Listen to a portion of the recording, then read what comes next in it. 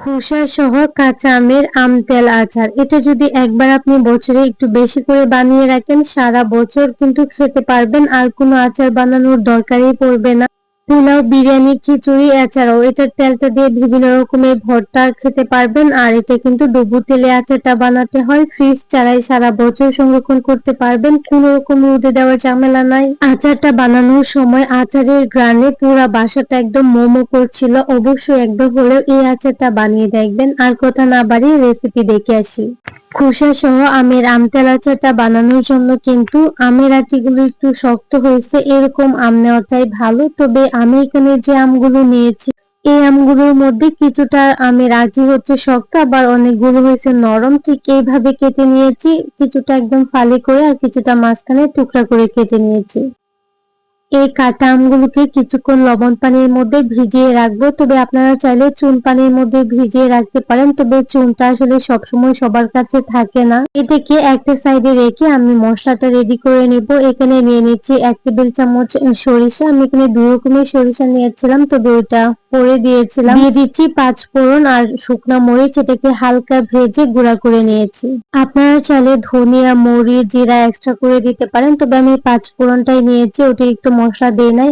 তো মশলাটাকে গুঁড়া করে নিয়েছিলাম, ওইটা দিয়েছি, সাথে হলুদের গুঁড়া, মরিচের গুঁড়া, এতে করে কালারটা সুন্দর হবে আর একটু ঝাল ঝালও হবে। স্বাদ মতো লবণ দিয়ে দিচ্ছি, ভিনেগার। আমি এগুলো দিয়ে খুব ভালোভাবে মেখে এটাকে একটা সাইডে রেখে দেব। কিছুক্ষণ পরে এই মশলাটা ফুলে অনেকটাই টাইট হয়ে যাবে। অবশ্যই এখানে পানি ইউজ করা যাবে না, ভিনেগার এমনিতেই দেওয়া হয় আচারে, যার জন্য আমি আগে এভাবে মশলাটা রেডি করে নিচ্ছি ভিনেগার দিয়ে।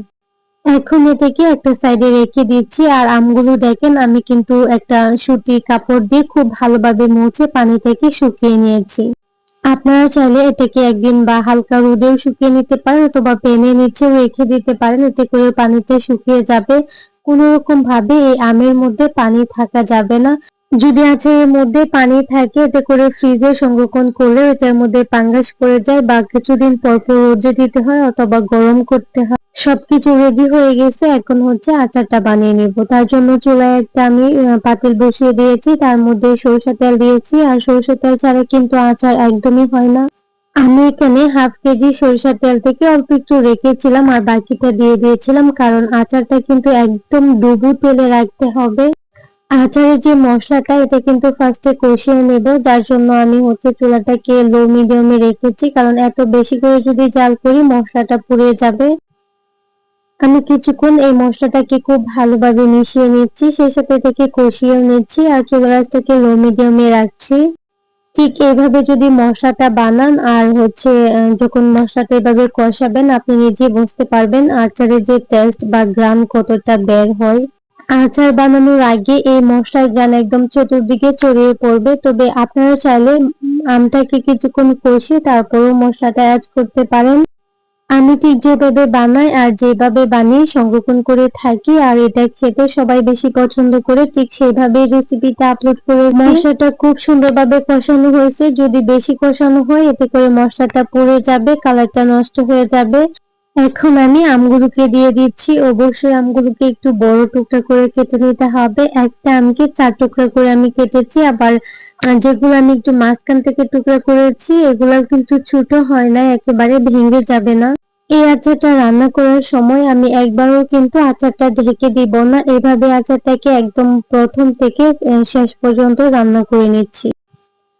তো কিছুক্ষণ জাল করার পরে দেখবেন কালারটা চেঞ্জ হয়ে গেছে। উপরে যে আমের খোসাটা সবুজ কালার ছিল, ওটা চেঞ্জ হয়ে গেছে। আমি এই পর্যায়ে একটু ভালোভাবে নেড়ে দিব, কারণ যখন আমটা সিদ্ধ হয়ে যাবে তখন কিন্তু একদম হালকা হাতে এটাকে নেড়ে চেড়ে দিতে হবে। আর মসলা কিন্তু সবকিছু দেওয়া হয়ে গেছে। আর এখন আমি এই যে আমটা অতিরিক্ত টক ভাব থেকে একটু দূর করার জন্য এখানে হাফ কাপের মতো চিনি অ্যাড করেছি। 1 কাপ নিয়েছিলাম, তবে হাফ কাপ দিয়েছি। এই আচারের মধ্যে হাফ কাপ চিনি দেওয়ার কারণে আচারটা কিন্তু মিষ্টি হবে না, আবার আমের যে অতিরিক্ত একটা টক আছে ওটা থাকবে না। এই আমতেল আচারের মধ্যে অনেকেই চিনিটা দেয় না, এটা টোটালি অপশনাল, আপনারা চাইলে দিতে পারেন, আবার না চাইলে এটাকে স্কিপও করতে পারেন। কিছুক্ষণ নেড়েচেড়ে খুব ভালোভাবে মিশিয়ে নিয়েছি। আমি আর কিছুক্ষণ রান্না করব, তাহলে আচারটা হয়ে যাবে। আচারটা রান্না করে নিয়েছি। সাথে একটা রিকোয়েস্ট করছি, যদি আমার চ্যানেলে আজকে নতুন হয়ে থাকেন, আমার রেসিপিগুলো আপনাদের একটু ভালো লেগে থাকে, তাহলে প্লিজ চ্যানেলটাকে সাবস্ক্রাইব করে পাশে থাকা বেল আইকনটা অন করে দিবেন।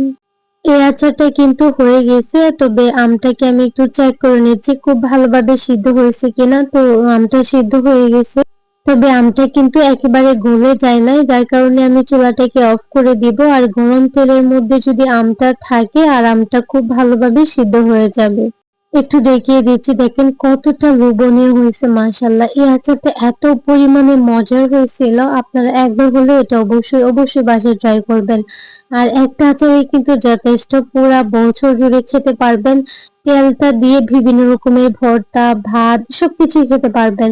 আর এই আচারটা কিন্তু যে কোনো কিছুর সাথে খেতে পারবেন, এত বেশি পরিমাণে মজার হয়। আর অবশ্যই এটা কিন্তু রুম টেম্পারেচারে রাখতে পারবেন। কিছুদিন পর পর একটু রোদ্র লাগালে হবে, অথবা গরম করে ঠান্ডা করে আবার এটা কাঁচের বয়ামে ভরে রেখে দিতে পারবেন। আচারটা অবশ্যই ট্রাই করবেন, এত ভালো হয়েছিল, মনে হয়েছে যে একটু বেশি পরিমাণে বানাতাম, তাহলে আর কোনো আচার বানানোর দরকারই পড়তো না। চুলায় জাল করার ঝামেলা ছাড়াই ভীষণ মজাদার কাঁচা আমের এই জুড়ি আচারটা একবার বানিয়ে নিলে সারা বছর জুড়ে সংরক্ষণ করে খেতে পারবেন। ভুনা খিচুড়ি, পোলাও, বিরিয়ানি, তেহারি সবকিছুর সাথে এই আচারটা কিন্তু যায়। এই আচারটা বানাতে 10 থেকে 12 মিনিট সময় লাগবে মাত্র। আসসালামু আলাইকুম everyone, welcome back to my channel. চুলায় জাল করার ঝামেলা ছাড়াই কাঁচা আমের এই জুড়ি আচারটা বানানোর জন্য এখানে আমি 1 কেজি আম নিয়েছি। আমগুলোকে প্রথমে আমি ধুয়ে ভালোভাবে পরিষ্কার করে পানি থেকে মুছে নিয়েছি। আর একটা নাইফ দিয়ে ঠিক এভাবে বুটাটাকে আলাদা করে নিতে হবে। চাইলে কিন্তু খোসাটাকে ছাড়িয়ে আপনারা এটাকে কুচি করে নিতে পারেন, তবে আজকে আমি খোসা সহই কিন্তু আমের কুচি আচার বা জুড়ি আচার যেটাই বলেন ওইটা দিব। আমটাকে কুচি করার জন্য এখানে আমি গ্রেটার ব্যবহার করেছি। গ্রেটারের বড় ছিদ্রটা দিয়ে আমি কুচিটা করেছি, না হলে একদম ছোট হয়ে যাবে। তবে আপনারা চাইলে এটা নাইফ দিয়ে অথবা বটি দিয়েও করতে পারেন, একটু মোটা মোটা করে। যদিও আমি 1 কেজি আম নিয়েছিলাম, তবে মাত্র 2টা আম কুচি করেছি, বেশ অনেকখানি হয়েছে। যেহেতু আমি ভিডিও করি, অনেক রকমের আচার বানাই, যার জন্য অল্প করে বানাচ্ছি। 2টা আম ধরেন হাফ কেজি, আমি এখানে হাফ কেজি আম নিয়েছি আর এটাকে কুচি করে নিয়েছি। একটা বাটিতে আমি কুচি করা আমগুলো নিয়ে নিচ্ছি। কুচি করা আমের মধ্যে 1 টেবিল চামচের মতো আমি লবণ দিয়েছি। এখানে একটু বেশি পরিমাণে লবণটা দিতে হবে। এই লবণটা আমি চিপে ফেলে দিব, এত লবণ থাকবে না। খুব ভালোভাবে মেখে নিয়েছি আর এটাকে চাইলে 10 থেকে 15 মিনিটের জন্য রেস্টে রেখে দিতে পারেন, তবে আমি খুব ভালোভাবে মেখে সাথে সাথেই কিন্তু এটাকে চিপে নিচ্ছি। যেহেতু আমি এটা গ্রেটার দিয়ে গ্রেট করেছি, এত সময় রেস্টে রাখার দরকার নাই। যদি নাইফ অথবা বটি দিয়ে একটু মোটা করে কুচি করেন, তাহলে 10 থেকে 12 মিনিটের জন্য রেস্টে রেখে দিবেন, তাহলে এটার ভিতরে এক্সট্রা পানিটা বের হয়ে যাবে। এখানে আমি সুতি একটা কিচেন টাওয়েল নিয়েছি আর এভাবে চিপে রসটাকে আলাদা করে দিচ্ছি। আর আপনারা চাইলে কিন্তু এখানে সুতি যে কোনো পাতলা কাপড় নিতে পারেন।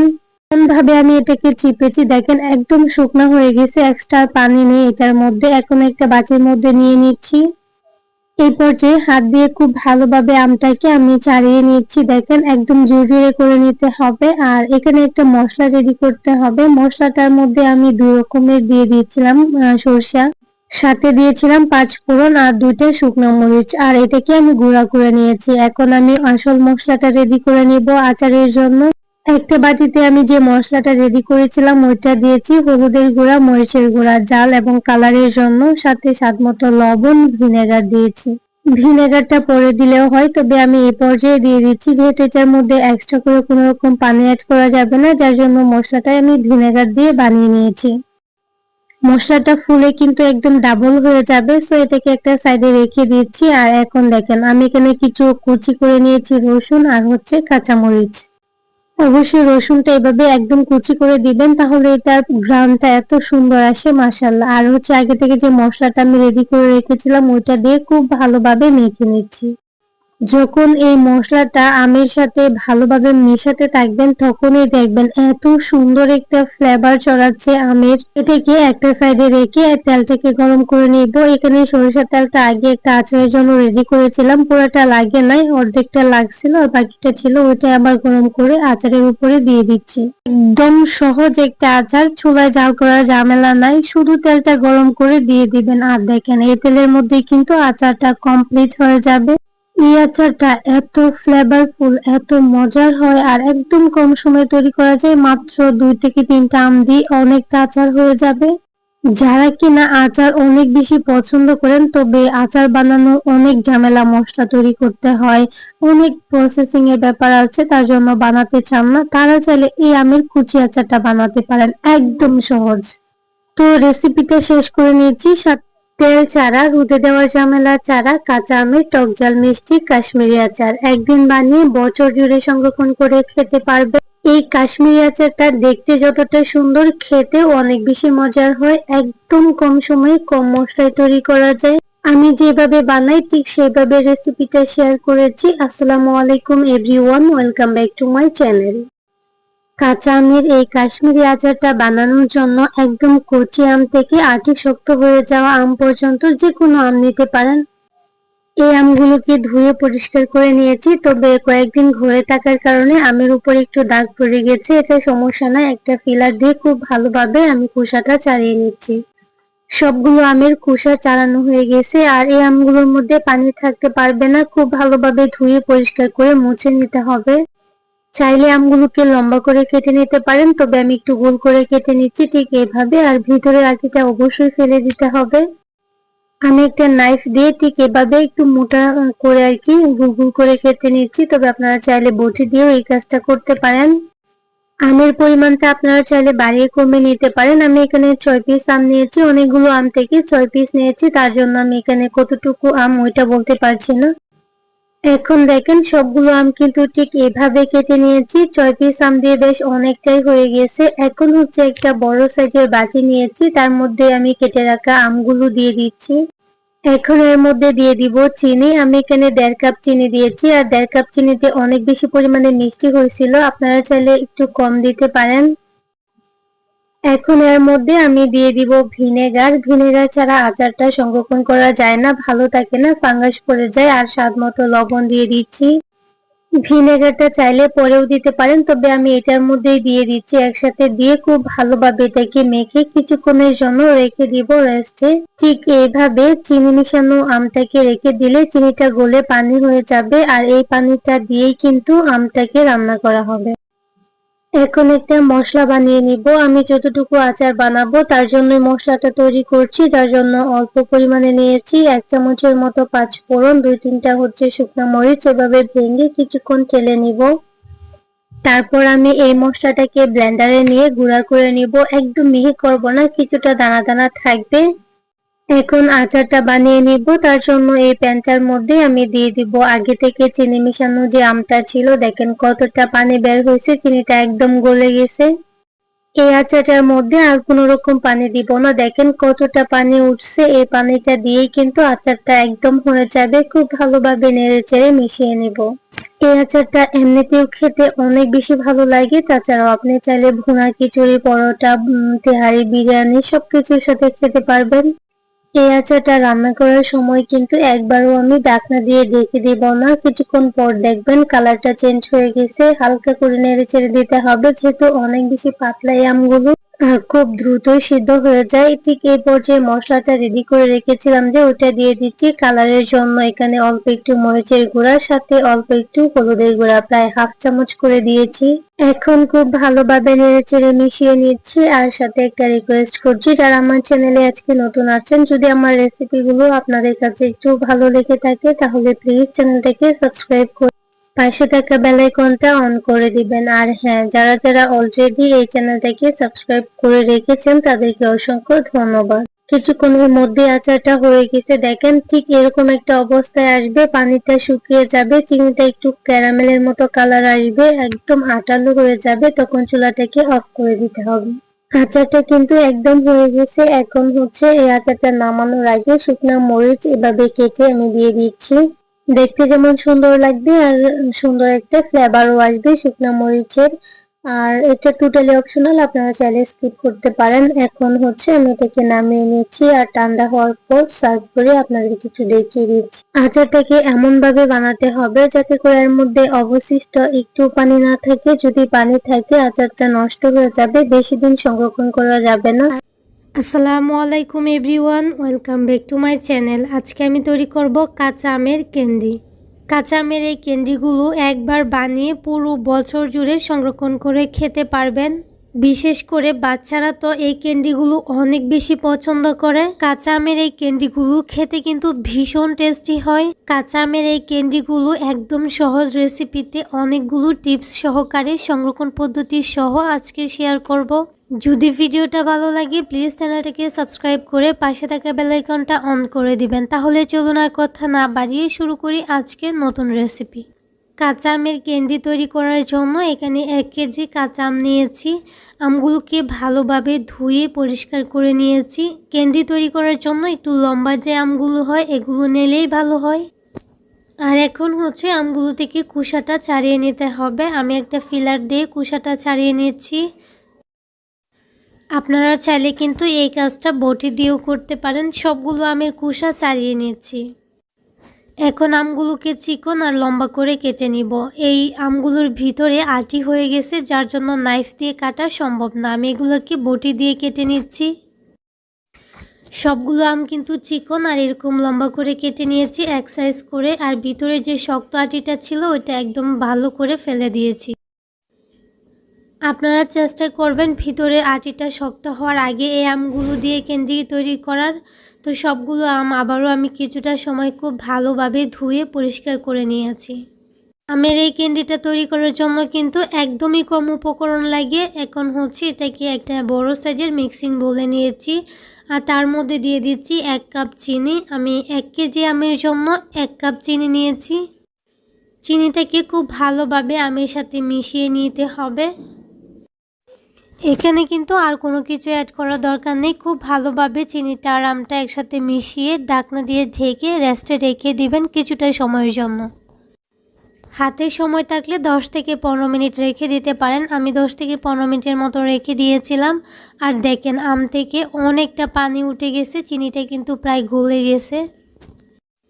আমগুলা কিন্তু আমি চিকন করে কেটেছি, যার জন্য কাঁটা চামচ দিয়ে এগুলা ছিদ্র করা দরকার নেই। আর যদি একটু মোটা সাইজ করে করেন তাহলে কিন্তু কাঁটা চামচ দিয়ে এগুলোকে ছিদ্র করে নেবেন, না হলে ভিতরে চিনিটা ঢুকবে না। এগুলাকে আমি চিনির পানিটা সহ একটা প্যানের মধ্যে দিয়ে কিছুটা সময় জাল করে সিদ্ধ করে নেব। কাঁচা আমের ক্যান্ডি তৈরি করার জন্য এক্সট্রা কোনো মশলা অ্যাড করা দরকার নাই। আমি খুব ভালোভাবে এটাকে সিদ্ধ করে নিচ্ছি। কিছুটা সময় পর পর কিন্তু হালকা হাতে এটাকে নেড়ে চেড়ে দিচ্ছি।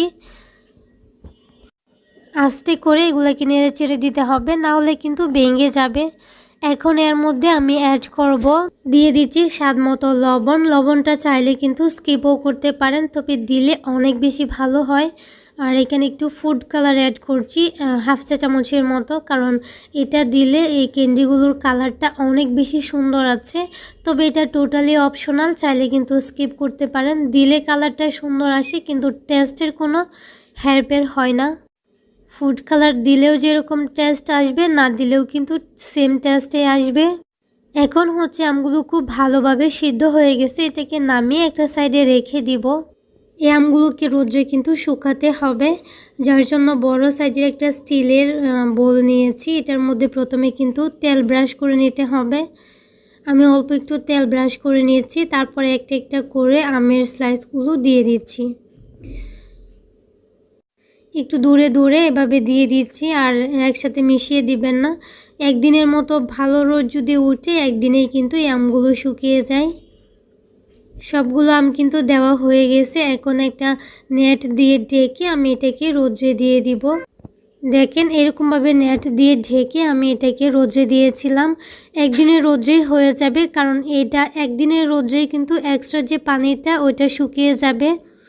ক্যান্ডিগুলো শুকিয়ে যে একদম শক্ত করে ফেলবেন ওইরকম হবে না। আর ক্যান্ডিগুলো দেখেন মাশাআল্লাহ এত বেশি সুন্দর হয়েছে, সবগুলোকে উঠিয়ে নিচ্ছি। আর এই ক্যান্ডিগুলো খেতে অনেক অনেক বেশি মজাদার হয়। ক্যান্ডিগুলো সংরক্ষণ করার জন্য কিন্তু আপনারা যে কোনো জিপলক অথবা এয়ারটাইট কন্টেনারে ফ্রিজের নর্মাল চেম্বারে রেখে দিতে পারেন আর বছর জুড়ে খেতে পারবেন। আর আমি এটার মধ্যে 2 চামচের মতো চিনির গুঁড়া দিয়েছি। আমি সাদা চিনিটাকে ব্লেন্ডারের জারে গুঁড়া করে নিয়ে এটার সাথে মিশিয়ে রেখে দিব, এতে করে এটা আরও বেশি মজাদার হবে। আমি তো বলবো কাঁচা আম ফুরিয়ে যাওয়ার আগে ঝটপট তৈরি করে নেন কাঁচা আমের এই ক্যান্ডিগুলো। একদিন বানিয়ে কিন্তু ফ্রিজে রেখে বছর জুড়ে খেতে পারবেন। বাচ্চারাও কিন্তু পছন্দ করে, বড়রা তো করেই। কোনো রকম মশলার ঝামেলা ছাড়াই কিন্তু এই ক্যান্ডিগুলো তৈরি করে নেওয়া যায়, তাই এই ক্যান্ডিগুলো কিন্তু যে কেউ বানিয়ে নিতে পারবেন। তাহলে আজকের রেসিপি এই পর্যন্তই। সবাই অনেক বেশি ভালো থাকবেন, সুস্থ থাকবেন, সবাই সবার জন্য দোয়া করবেন। আল্লাহ হাফিজ, আসসালামু আলাইকুম।